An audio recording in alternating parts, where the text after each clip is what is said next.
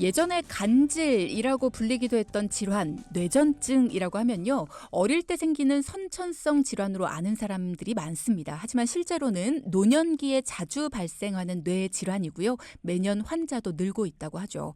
자, 그래서 오늘은 한림대학교 강남성심병원 신경과 전문의 전진선 교수를 연결해서 우리가 잘못 알고 있는 뇌전증에 대해 자세히 살펴보도록 하겠습니다. 여러분도 궁금한 점이 있으시거나 소통하고 싶은 내용이 있으시다면 문자 주시기 바랍니다. 샵 0999 단문 50원, 장문 100원의 정보 이용료 부과됩니다. 교수님 안녕하세요. 네, 안녕하세요. 네, 반갑습니다. 우리 청취자분들께 인사 부탁드립니다. 네, 안녕하세요. 저는 한림대 강남성심병원 신경과 전진선입니다. 네, 반갑습니다. 저희 처음으로 인사드리는데 오늘 전화 연결해 주셔서 감사합니다. 네. 뇌전증에 대해서 오늘 이야기를 나눠볼 텐데요. 뇌전증이라는 게 어떤 질환입니까, 정확하게? 네, 뇌전증은 일단 뇌세포에 일시적인 이상 흥분이 발생을 하게 되면 네. 뇌 안에서 과다한 전류가 발생을 하게 됩니다. 이런 이제 정기적 신호 이상이 나타나면서 여러 가지 뇌기능 장애를 발생하는 경우를 이제 발작이라고 하는데요. 네. 이러한 발작이 반복되는 경우를 뇌전증이라고 합니다. 예전에 우리가 간질이라고 불렀던 그 질환이 맞는 거죠? 아, 예, 맞습니다. 말씀 주신 것처럼 과거에는 간질이라는 용어로 불리웠었는데, 네. 이런 단어의 부정적인 선입견 때문에 2009년도부터는 뇌전증이라는 조금 더 이제 과학적인 용어로 변경이 되었습니다.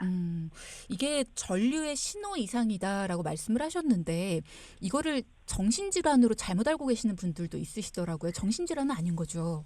네, 당연히 이제 정신질환은 아니고 말씀드린 것처럼 그러니까 뇌 안에서 그러니까 뇌의 정기적 활동이 이제 이상 전기 활동이 나타나는 병을 이야기를 하고 그래서 뇌전증이라는 명칭으로 변경을 하였습니다. 예전에는 그러니까 오히려 저 어릴 때보다도 그 전 시대, 그러니까 학교에서 뇌전증으로 발작 일으키는 친구들이 꽤 있었다 이런 얘기들을 많이 봤었는데 요즘엔 좀 덜 보이는 것 같거든요. 실제로 어떤가요? 네, 뇌전증의 전체 유병률은 크게 변하지 않은 걸로 알려져 있는데요. 아, 근데 이제 아마 어린 연령층에서 이 현대 의료 기술이 많이 발전을 하게 되면서 네. 조기에 진단을 받고 이제 충분한 치료가 가능해지면서 발작을 잘 관리할 수 있게 되었고 그것 때문에 학교에서 실제로 이제 뇌전증 발작이라고 전신을 떠는 그런 발작을 목격하는 일들이 많이 줄어든 것으로 보입니다. 아, 그렇군요. 실제로 연세가 좀 있으신 분들한테는 유병률이 증가했다 이런 기사들도 있던데 그건 맞나요?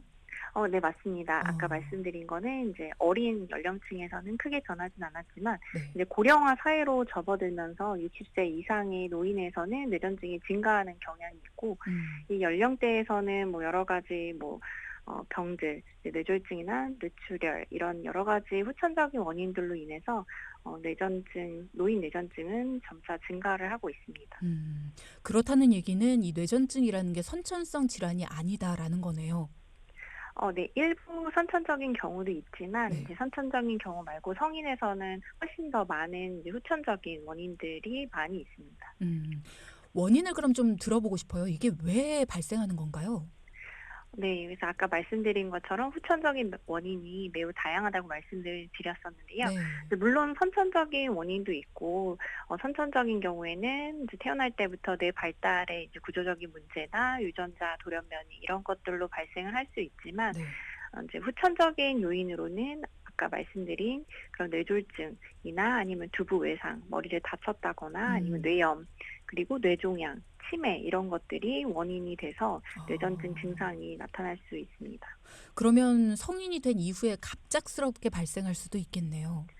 네, 맞습니다. 어릴 때는 없었는데 성인에서 생기는 것을 조금 의아하게 생각하시는 분들이 있는데요. 음. 실제로 소아나 청소년기 이럴 때는 전혀 증상이 없다가 음. 나이가 들어서 새롭게 발생을 하는 경우들이 많이 있습니다. 아, 지금 문자창으로 질문 주신 분 중에서 아들이 뇌전증 약을 끊은 지 6개월이 됐습니다. 발작을 음. 할까 봐 함께 잠을 자고 있는데요. 이제 음. 혼자 재워도 될까요? 아니면 완치가 될 때까지 함께 잠을 자야 될까요? 이런 질문 주셨어요. 네, 보통 약을 끊게 되면 음. 보통 한 4-5년 정도 증상이 없으면 보통은 이제 이런 병들이 좀 사라졌다 이렇게 얘기를 하는데요. 음. 하지만 이제 재발을 하는 경우가 또 반 정도가 있어서 네. 뭐 이제 그럴 때까지는 주의가 필요하긴 합니다. 근데 아, 이제 뭐 어떤 뇌전증인지 분명하진 않지만 네. 청소년기에서 발생하는 그런 이제 청소년 시기에만 발생했다가 사라지는 그런 뇌전증 증후군 같은 음, 경우에는 음, 일정 나이가 지나면 뇌전증이 없어지기 때문에 음. 이제 충분한 치료 후에 치료 종결을 한 상태라면 이제 네. 너무 불안해 하시진 않아도 될 것 같습니다. 6개월 정도면 어때요? 안정기라고 봐도 될까요? 뭐 아마도 이제 약을 바로 중단을 해버리진 않았을 거기 때문에 네. 서서히 이제 중단을 보통 이제 줄여서 중단을 하게 되는데 이제 그런 과정에서 환자가 증상이 없었고 또 뇌파에서도 큰 이상이 없는 경우에는 뭐 6개월 정도 지났고 특별하게 약을 먹지 않으면서 증상이 없었으면 음, 아마 생활습관 관리를 잘 하시면 이제 경련의 발생 위험도는 매우 낮을 것으로 생각이 됩니다. 그렇군요. 이 뇌전증과 관련해서 저도 오늘 오기 전에 좀 이렇게 찾아보다 보니까 뇌전증 유전에 대해서 많이들 걱정을 하시더라고요. 이게 유전되는 네네. 질환인가요? 뇌전증의 이제 유전성에 대해서는 일부 뇌전증 증후군이라는 것들이 있고 네. 이런 경우에는 사실 유전적인 연관성이 있습니다. 그래서 아, 뭐 유전성으로 불리우는 여러 가지 뇌전증 증후군 그리고 유전성 국소 뇌전증은 유전적 요소가 작용을 하지만 음, 음. 대부분의 경우에는 가족력이 있더라도 명확한 그런 유전 방식이 아니고 다 유전성, 한 가지 유전자가 아닌 여러 가지 유전자 그리고 환경적인 요인과의 복합적인 작용으로 인해서 음. 이제 발생을 하게 됩니다. 그러면 부모님 입장에서는 사실 내 아이한테 안 좋은 거 물려주는 게 가장 본인이 후회스러운 거잖아요. 네네. 어떻게 해야지 예방을 할 수가 있어요? 사실 뭐 아예 이제 유전적인 요인이 있는 경우에는 뭐 예방이라는 게 뭐 쉽진 않겠지만 네. 이제 조금 뭐 생활 습관 관리 예를 들어서 뭐 여러 가지 경련을 유발할 수 있는 뭐 술이라든가 음, 아니면 뭐 수면 부족이라든가 이런 음, 것들을 피하면 이제 경련의 발생 빈도는 줄여줄 수 있겠고 뭐 음. 성인에서 발생한 뇌전증의 경우에는 사실 유전이 되는 경우는 아니기 때문에 네. 대부분은 그렇기 때문에 그런 경우에는 사실 뭐 유전을 너무 걱정하실 필요는 없을 것 같습니다. 음. 일단 그러면 뇌질환과 관련해서도 어떤 유전적인 그런 가족력이 있다라고 한다면 이 네네. 뇌전증으로 발전할 수도 있는 건가요? 뭐 여러 가지 뭐 예를 들어서 뭐 뇌 종양이라든가 음. 이런 게 있는 경우에 그 뇌 안에 아까 말씀드린 것처럼 국소 병변에 의해서 음. 뇌 신호 이상이 발생을 하게 되는데 그런 이제 뇌 종양이라든가 아니면 뇌경색 이런 뇌 병변이 있었던 분들은 음. 그런 어떤 후유증으로 인해서 추후에 뇌전증 발작이 발생을 할 수도 있습니다. 음. 자, 그러면 이런 것도 궁금하실 것 같아요. 어떤 증상들이 나타났을 때 뇌전증이라는 걸 의심하고 병원을 찾아야 될까? 예. 뭐 뇌전증의 증상은 사실 뭐 굉장히 상당히 다양하고 네. 뭐 상상할 수 있는 모든 증상들이 다 나타날 수 있는데요. 어. 우리가 가장 쉽게는 그냥 이제 몸을 떨고 쓰러지는 것만 이제 발작으로 생각을 하는데 음. 사실상 그거는 굉장히 뭐 단순하게 보는 부분이고 그거 네. 외에도 굉장히 다양한 증상으로 나타납니다. 그래서 뭐 한쪽 편측으로 몸이 떨린다든가 음. 아니면 이제 편측의 감각이 떨어지거나 또는 뭐 이상 감각이 느껴지거나 아니면 환청 또 환각 아니면 말이 갑자기 안 나온다거나 음음. 이상한 행동을 하거나 이상한 말을 하거나 음. 이런 여러 가지 증상들이 뇌전증을 의심할 수가 있는데 가장 아마 중요한 특징은 이런 여러 가지 이상 증상들이 일시적으로 있다가 시간이 지나면 또 호전이 되고 그런 증상이 자꾸 반복적으로 나타나는 경우에는 어. 뇌전증 증상을 의심을 할 수가 있겠습니다. 그렇군요. 뇌전증을 의심해 볼 만한 그런 초기 증상은 없을까요? 그러니까 말씀하신 것처럼 여러 가지 증상들이 있겠지만 네. 초기에는 이런 증상들이 보통 일어난다 뭐 이런 거. 어, 성인에서 가장 흔한 예를 들어 측두엽 뇌전증의 경우에는 네.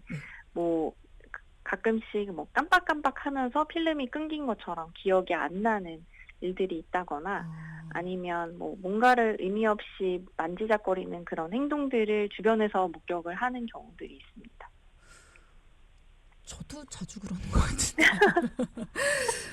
그래서 어. 네네. 그래서 뭐 예를 들어서 뭐 치매인 것 같아요라고 음음. 와서 그 어떤 일시적인 기억 상실 이런 것들이 가끔 간혹 이런 뇌전증이나 이런 병들로 진단을 받는 경우들도 있기는 합니다. 그렇군요.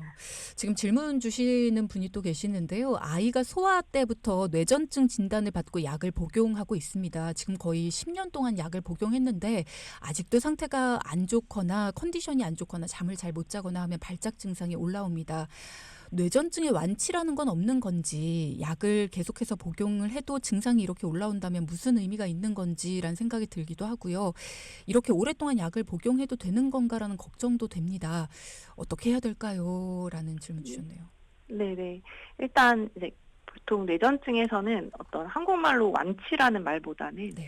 조금 뭐 약간 해소, 더 이상 증상이 보이지는 않는 상태, 재발 위험은 하지만 일반인보다는 높은 상태가 사실 음. 일반적으로는 조금 가장 최선의 이제 상태로 보고, 아, 하지만 일부에서는 뭐 국소 뇌전증, 병변이 굉장히 뚜렷한 뇌전증의 경우에 네. 약물 치료가 잘 안 돼서 이제 수술적인 치료를 하는 경우에는 네. 거의 이제 완치에 가까운 정도의 그런 치료의 어떤 결과를 보이는 경우들이 있습니다. 음. 하지만 이제 10년 동안 아까 치료를 받으셨다고 네. 했었는데요. 많은 경우에 이제 약을 보통은 한 2-3년 정도 쓰고 음. 중단을 했을 때 재발하는 경우가 한 반 정도가 있고, 이런 경우에는 사실 지속적으로 약물을 쓰면서 이제 조절을 하는 병이라고 보시면 될 것 같은데요. 네. 이런 환자들이 약을 써서 잘 이제 조절이 되는 경우, 근데 요즘에는 많이 약제들이 부작용도 굉장히 적은 약들이 많이 개발이 되어 있기 때문에 음음. 그런 약제를 뭐 대부분의 약제들이 장기간을 복용한다고 해서 크게 이제 부작용이 없는 약들이 많이 개발되어 있기 때문에 음. 이제 장기간 이제 복용을 하는 거에 대해서는 너무 걱정을 하실 필요는 없을 것 같습니다. 그렇군요.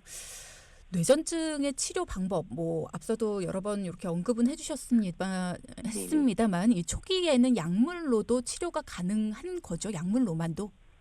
예, 맞습니다. 그래서 음. 약물 치료가 가장 우선적인 치료로 되어 있고요. 네. 약물 치료를 통해서 뇌전증 환자의 약 70-80% 정도가 발작 없이 정상적인 생활이 가능합니다. 아. 그래서 이런 항내전증 약제들은 신경세포의 과도한 그런 전기 신호를 억제를 하면서 이제 음음. 조절하게 되는데요. 네. 한 50% 정도에서는 첫 번째 약제를 투약을 했을 때 발작이 잘 조절이 됩니다. 그러니까 음. 발작이 저희가 말하는 이제 완치라는 건 영원히 생기지 않는다는 거지만, 저희가 네. 보통 치료를 할 때 현재 있는 발작이 재발이 되지 않고 잘 조절이 되는 상태를 이야기를 하는데, 음음. 이런 첫 번째 약으로 이제 조절이 잘 되고요. 하지만 이제 50%가 잘 된다고 했으면 또 다른 50%는 잘 조절이 되지 않을 수 음 있겠죠. 그래서 음. 그런 경우에는 다른 약제로 아예 변경을 하거나, 음. 또는 이제 원래 쓰던 약제에다가 다른 약제를 같이 이제 병용 투약을 하게 되면서 조절이 되는 경우가 이 반 정도에서 한 30-40% 정도가 그렇게 조절이 되게 됩니다. 음. 지금 또 질문 온 게요. 약을 네. 끊고 있다가 만약에 경련이 일어나게 되면 집에 있던 그러니까 기존에 먹었던 그 약을 다시 먹여 보면 될까요? 라는 말씀 주셨네요. 네. 뭐 이전에 그 약으로 잘 조절이 됐었고 특별한 부작용이 없었던 경우에는 음. 일단은 뭐 병원에 바로 가시기가 어려운 음. 상황에서는 그냥 원래 먹었던 약을 이제 복용을 하도록 해 주시는 게 재발을 막는 데 있어서 중요할 수 있겠습니다. 음. 소아 뇌전증 그리고 성인 뇌전증 예를 들어 소아 뇌전증이 이제 태어나면서부터 가지고 선천적으로 가지고 태어났던 그 뇌전증이고 성인은 이제 갑작스럽게 나타난 뇌전증이라면 원인과 치료법이 다 다르겠네요. 예, 맞습니다. 그래서 음. 소아의 경우에는 영아나 네. 소아에서는 뭐 출생 시에 발생하는 뇌 손상이나 아니면 뭐 뇌기형 또는 유전적 소인이 조금 더 많이 이제 관여를 하는 부분이 있고요. 음. 그런 경우엔 최근에는 뭐 어떤 이제 유전에 따라서 그런 유전성 질환들을 치료하는 치료제들도 많이 이제 개발은 되고 있습니다. 어. 하지만 성인에서 예를 들어서 뭐 여러 가지 원인들이 있는데 뭐 두부 외상이라든가 음. 아니면 뇌염 아니면 뇌종양 이런 것들이 있는 경우에는 그 원인이 되는 부분들을 치료를 했을 때 음. 뇌전증을 조금 더 이제 줄이거나 그렇죠. 없애는 그런 치료가 될 수 있겠습니다. 음.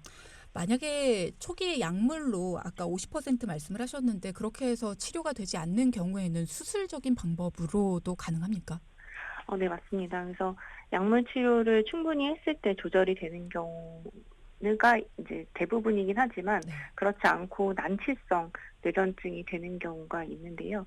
그런 경우에는 이제 다양한 약을 씀에도 불구하고 음. 많은 이제 경련 발작이 발생을 하게 됩니다. 그래서 네. 그런 경우에는 이제 수술적인 치료를 하게 되고 그 수술적인 치료를 통해서 뭐 거의 완치에 가까운 그런 효과까지 보이는 경우들도 있습니다. 아. 근데 이 뇌라는 게 사실 건드리는 것 자체가 좀 많이 무섭잖아요. 잘못 네. 건드리면 정말 예 잘못될 수 있고 이런 네. 것들이 참 많이 무서운 거라서 네네. 수술은 최후의 보루인 건가요? 아니면은 수술은 그래도 수술을 하는 게 그래도 빨리 하는 게 좋은가요? 아 사실 뭐 약으로 잘 조절이 되는 경우에는 쪼끔 고민이 될 수 있겠고요. 음. 약을 인제 쓰는데도 경련이 간간이 인제 나타나고 음음. 뭐 뇌 안에 분명히 이제 보이는 어떤 병변이 뚜렷하게 있는 경우에는 네. 사실 수술적인 치료를 고려를 해 보는 것이 더 좋을 것 같고요. 하지만 음. 인제 병변이 명확하지가 않고 음. 또 그런 뇌파 이상을 나타내는 병변이 너무 여러 군데 퍼져 있다거나 음. 아니면 그 병변이 너무 크다거나 아니면 뇌 안에 굉장히 중요한 부분 예를 들어서 뭐 언어 중추라든가 음. 운동 중추 이런 데 딱 중요 부위에 있는 경우에는 사실 수술을 했을 때 합병증이 발생을 하는 경우들이 있을 수 있기 때문에 음. 그런 경우에는 조금 약으로 잘 조절이 되면 수술적인 치료를 이제 선택을 하기보다는 좀 네. 약물 치료를 하는 게 좀 낫지 않을까 싶습니다. 수술 방법은 어때요? 개두술을 무조건 하는 건 아니죠? 뭐 개도술을 하지 않고 뭐 어떤 방사선 치료나 이런 것들을 통해서 치료를 하는 부분도 있고요. 음. 근데 그거는 이제 원인에 따라서 좀 다를 수가 있겠고 음. 하지만 대부분은 이제 수술적인 치료라는 게 음. 어떤 원인이 되는 뇌 안의 그런 병변을 제거하는 치료이기 때문에 그런 부분들을 이제 국소적으로 이제 절제를 하는 그런 수술이 기본적으로 시행이 되고 있습니다. 음. 한 분이 질문을 주셨는데요. 제가 약간 왼쪽이 팔과 다리 쪽이 약간 경련 증상이 있습니다. 피곤하거나 잠을 잘 못 자면 그러기도 하고요. 기억을 잃는 증상도 자주 겪어요. 이게 뇌전증이라고 볼 수 있을까요? 라는 질문을 주셨네요.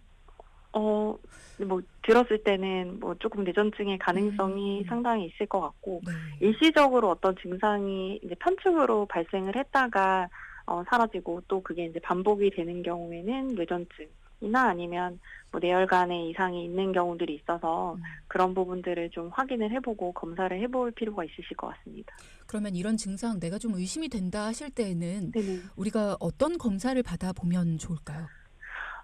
일단 뭐 검사를 저희가 이제 이런 뇌전증 환자들에 있어서 가장 뭐 필수적인 검사라고 할 수 있는 것들은 아마 뇌파 검사라고 할 수가 있고 그 외에도 뭐 음. 다양한 뭐 병력 청취가 사실 가장 중요하고 여러 가지 이제 검사들이 있겠는데요. 네. 뇌파 검사라는 것은 뇌에다가 뇌 두피에다가 여러 가지 전극을 붙이고 뇌 안에서 나타나는 그런 뇌 이상파를 확인하는 그런 검사입니다. 음.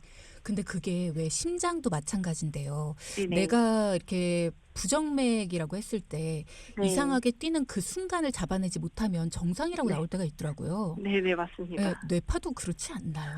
네 맞아요. 그래서 뇌파 검사가 네. 말씀하신 것처럼 정확하게 알고 계신데요. 뇌파 검사가 예. 상당히 어떤 검사의 특이성은 높아요. 그래서 음. 이제 뭔가 이상이 나왔을 때 이상이 나오면 그 환자는 뇌전증으로 100% 진단을 할 수 있지만 음. 실제로 검사의 감수성이라고 하죠. 그래서 음. 이상이 나올 확률 그게 좀 낮은 편이에요. 그래서 아. 이제 검사에서 잡히지 않을 수가 당연히 있고 음. 한 번 뇌파 검사를 했을 때 일반 뇌파 검사를 했을 때 경련파가 관찰될 확률이 보통 40~50% 미만입니다. 그래서 아. 반복해서 검사를 하기도 하고 24시간 또는 48시간 이렇게 길게 비디오 뇌파 검사 같은 것들을 또 시행을 하게 되는데요. 음. 그렇기 때문에 뇌파 검사를 했는데 계속 정상으로 나오는 경우가 실제로 있거든요. 근데 네. 그렇기 때문에 이제 환자의 어떤 병력 청취가 사실 가장 중요하고 음. 환자를 이제 들었을 때 여러 가지 뇌전증의 의심 증상이 있는 경우에는 실제로 뇌파 검사에서 계속 정상으로 나온다고 하더라도 약물 치료를 뭐 시작을 해보기도 합니다. 그렇군요. 지금 문자창으로요. 알코올성 치매를 겪고 있는 분들하고 증상이 좀 비슷할 것 같은데요. 이것도 구분이 가능할까요? 라는 말씀 주셨네요. 뭐 가장 큰 특징으로는 알코올성 치매가 있으신 분들은 아마도 증상이 계속 뭐 이제 하루 종일 뭐 거의 많은 시간 동안에 이제 기본적으로 어떤 이제 뭐 일시적으로 의식이 떨어진다기보다는 지속적으로 기억이 나쁜 증상이 있으실 거고요. 뇌전증 환자분들은 뇌파 이상이 있을 때 그런 이제 필름이 끊기거나 기억이 안 나거나 이런 부분들이 있다가 다시 그런 뇌파 이상이 없어지는 경우에는 네. 거의 일상생활이 이제 일반적인 경우와 비슷한 정도로 회복이 돼서 증상이 있다 없다 하는 그런 변동이 뚜렷하게 보이고 아마 알코올성 치매의 경우에는 물론 변동이 조금 있을 수는 있지만 기본적으로 이제 기억이 나쁜 어떤 기저의 상태가 있을 것으로 생각이 됩니다. 아, 그렇군요.